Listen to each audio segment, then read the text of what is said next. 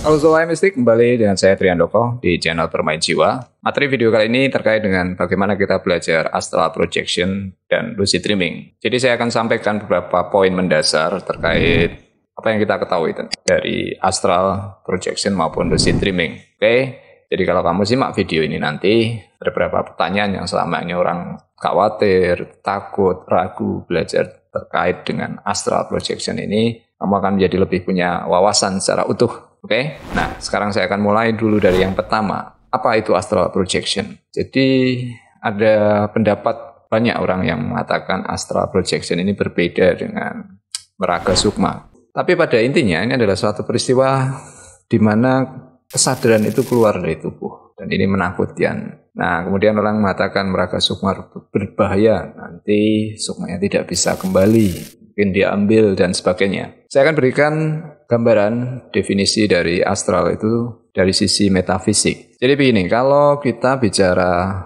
astral itu adalah tubuh yang bukan fisik. Kalau kita kenal di bahasa Inggris ada mind, body, soul, and spirit. Mind itu pikiran atau lebih luasnya adalah kesadaran.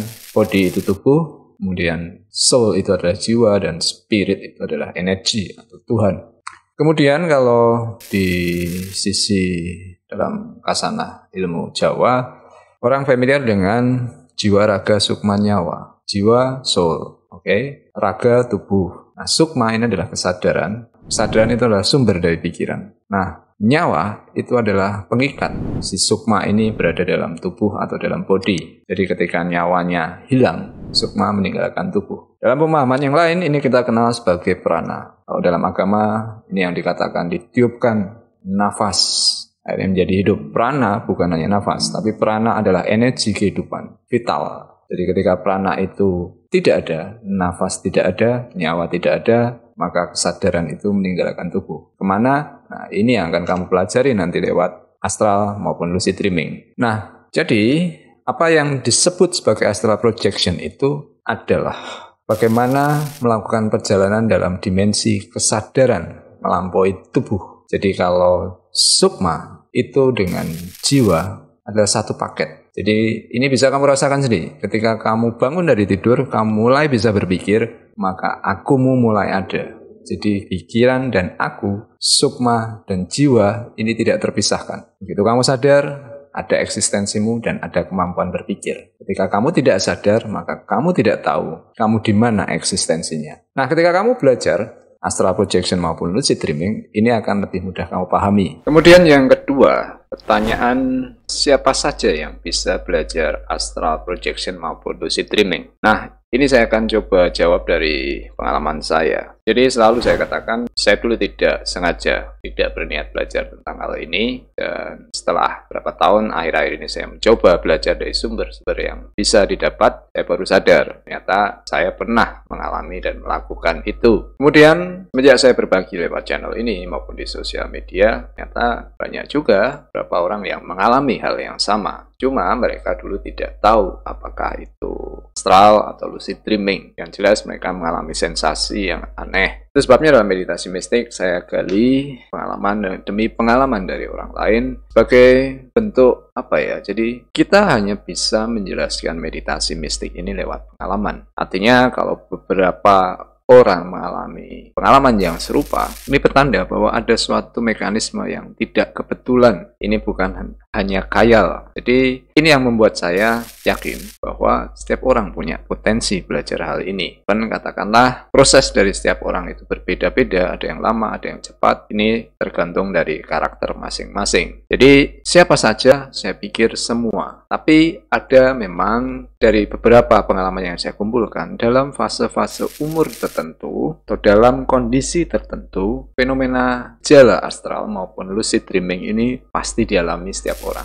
Jadi ini yang menarik, kenapa banyak orang mengalami ini. Nah, sejauh yang saya tahu dari proses perjalanan spiritual saya adalah, ya ini sarana bagaimana kita bisa mengerti bahwa ada satu keberadaan tanpa batas dalam diri kita. Ya mungkin tidak bisa dijelaskan baik secara pengetahuan maupun logika yang ada. Tapi bukan berarti ini tidak eksis atau ini hanya sekedar omong kosong belaka. Ya. Kemudian yang ketiga saya ingin bahas, apa Apakah kita bisa melakukan astral projection saat kita tidur? Jadi ini pembahasan terkait antara astral dan lucid dreaming. Jadi saya akan cerita dulu dari pengalaman saya. Sejauh yang saya ketahui dari proses saya belajar dengan dimensi bukan fisik, memang apa yang saya tangkap adalah ketika kita tidur, secara kesadaran kita itu tetap sadar di dimensi yang lain. Dan ini berlaku prosesnya sama juga ketika orang mati. Sukma itu abadi. Cuman di mana keberadaannya, ini yang akan sulit dijelaskan. Karena dari sanalah proses spiritualitas itu memang memiliki fungsi untuk mengurai misteri itu. Jadi ketika kamu tidur, tubuhmu tidak aktif, kamu tidak tahu di mana. Secara astral, kamu itu di sisi alam spirit. Ini yang saya singgung tentang kontrak jiwa. Bahwa setiap hari itu kita mereview dari apa yang menjadi misi kelahiran kita. Maka ketika kita belajar meditasi mistik, kita mencoba membuka sekat antara dua dimensi, yakni dimensi fisik dan dimensi spirit. Dari sana kita akan menjadi lebih tahu apa misi kelahiran kita, apa fungsi kita, dan apa saja yang bisa kita olah selama proses perjalanan itu. Jadi kalau ada pertanyaan, apakah kita melakukan astral selama kita tidur? Betul. Kemudian fenomena ini yang mungkin tanpa kamu sadari, itu terjadi apa yang kita kenal sebagai lucid dreaming. Kamu mimpi, tapi kamu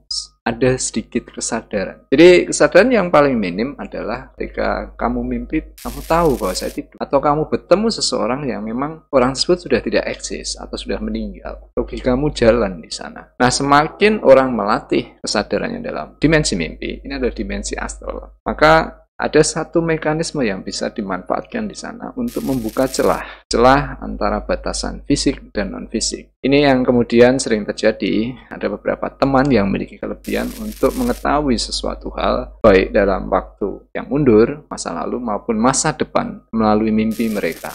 Nah, ini nanti kita pelajari secara khusus dalam kemampuan psikis yang dikatakan bagaimana mengendalikan dan mengintervensi mimpi untuk satu hal yang memang kita ingin pelajari dari kehidupan kita sendiri. Kemudian pertanyaan yang paling sering, dan ini komentar orang kebanyakan, apakah astral projection pemeraga sukma ini aman? Apakah kita bisa mati di situ? Ini pertanyaan yang paling sering ketika orang berbicara tentang astral atau meraga sukma ini pasti punya ketakutan akan hal ini. Saya dalam posisi yang sama, cuman satu kelebihan karena saya belajar otodidak, saya tidak sebegitu takutnya untuk hal ini. Nah, artinya saya sedikit minim informasi. Tapi satu hal yang selalu saya tekankan ke diri saya sendiri, bahwa saya selalu aman dalam perlindungan Tuhan. Jadi proses saya mencapai apa yang bisa saya bagikan sekarang ini memang jatuh bangun. Kalau dikatakan saya melampaui ketakutan, itu sebetulnya karena saya selalu sering mengalami apa yang dikatakan peristiwa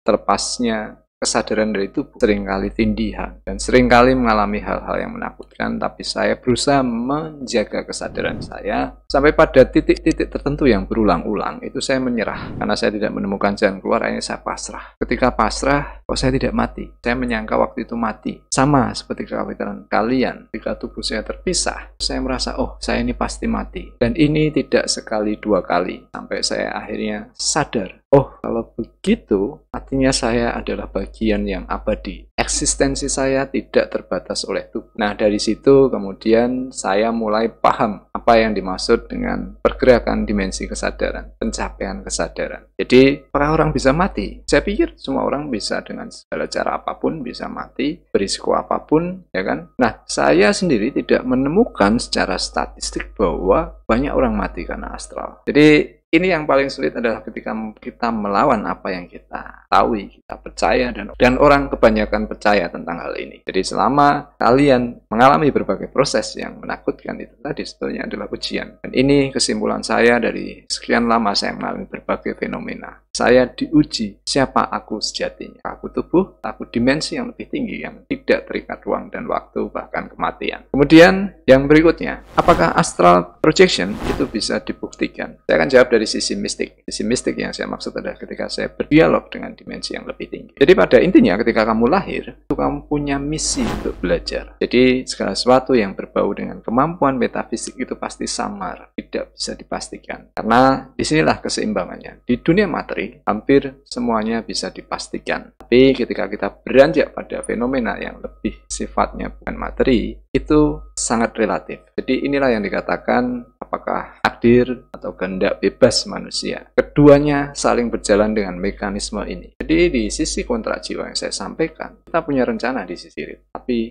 ini alam ide, alam mental. Ada banyak skenario. Tapi begitu kamu menempati wadah yang disebut sebagai fisik atau tubuhmu, kamu punya pilihan mana yang ingin kamu tempuh. Nah, astral atau lucid ini adalah bagaimana kita mengerti keterhubungan antara dua dimensi ini. Jadi sudah ada beberapa percobaan yang menunjukkan bahwa ini bukan kemampuan yang omong kosong. Banyak juga dari pihak militer dari tiap negara juga menguji tentang kemampuan ini, dan apalagi sekarang ketika kita masuk di era kuantum, kita lebih banyak tahu tentang sifat dan kemampuan energi. Pikiran kita sendiri itu adalah energi yang tidak mengenal batas, maka ini menjadi masuk akal. Jadi apakah bisa dibuktikan? Saya katakan kalau kita dalam belajar hal semacam ini, kamu harus membuktikan sendiri. Saya mengalami dan membuktikan sendiri, karena ini adalah proses di mana saya mencapai kesadaran saya. Artinya ini adalah jalan pribadi. Maka sekalipun saya mengatakan ini bisa dibuktikan, kalau yang namanya dalam tahap spiritualitas itu adalah koneksi pribadi. Tentunya nanti ketika kita melatih hal ini, ada proses latihan di mana kita ingin menguji keakuratan dari apa yang kita namakan fenomenanya astral maupun lucid dreaming ini.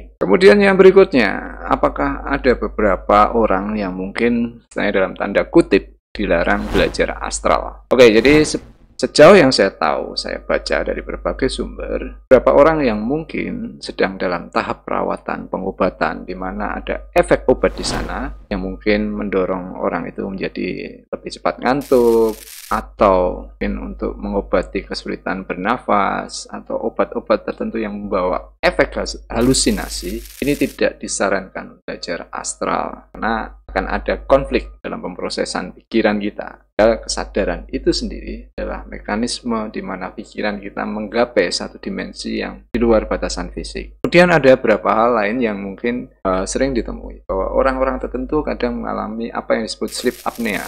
Jadi orang yang tiba-tiba bangun dari tidur kemudian terengah-engah sudah bisa nafas. Nah, ini juga tidak disarankan. Jadi kamu pastikan sendiri kondisimu seperti apa. Jika kamu memang tidak memiliki hal-hal yang saya katakan tadi, kamu bisa melakukan latihan astral maupun lucid dreaming. Oke, jadi ini yang saya katakan beberapa hal terkait dengan dasar-dasar kita belajar proyeksi astral atau astral projection dan lucid dreaming. Semoga penjelasan ini sedikit membantu wawasan kamu tentang astral. Kita akan ketemu di video selanjutnya terkait materi ini. Selamat bermeditasi, selamat bermain jiwa.